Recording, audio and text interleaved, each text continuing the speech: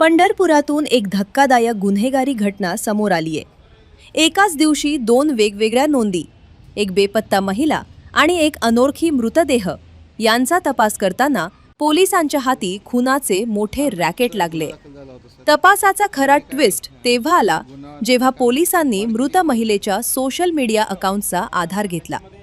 Instagram, Facebook आणि WhatsApp स्टेटसच्या माध्यमातून पोलिसांनी महिलेची ओळख पटवली। तपासाची सुई पतीकडे वळली आणि चौकशीत धक्कादायक खुलासा झाला।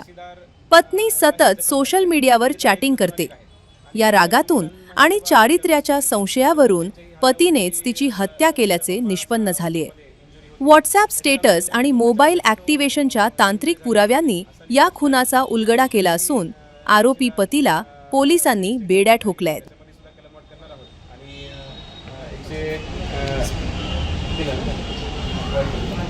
आणि त्यामध्ये आम्ही अटेम्प्ट टू मर्डर सारखा जो काही सिरियस ऑफेन्स आहे, सिरियस सेक्शन आहे, तो सुद्धा इन्व्हो केलेला आहे। पंढरपुरात धाडस वाटत नाही का तुम्हाला असं खुल्या कोयते घेऊन सतत मारामाऱ्या होत आहे? सध्या काय झालेलं आहे की जे वेगवेगळे कोयते आहेत किंवा शस्त्रधारी वस्तू आहेत त्यांचं जे काही इज ऑफ ॲक्सेस आहे ते फार वाढलेलं आहे। म्हणजे त्वरितच कोणी दुकानातून जाऊन ते गोष्टी खरेदी करू शकतात। हे मोस्टली हे जे काही अवजारे आहेत ते शेतीमध्ये वापरणारे अवजारे आहेत।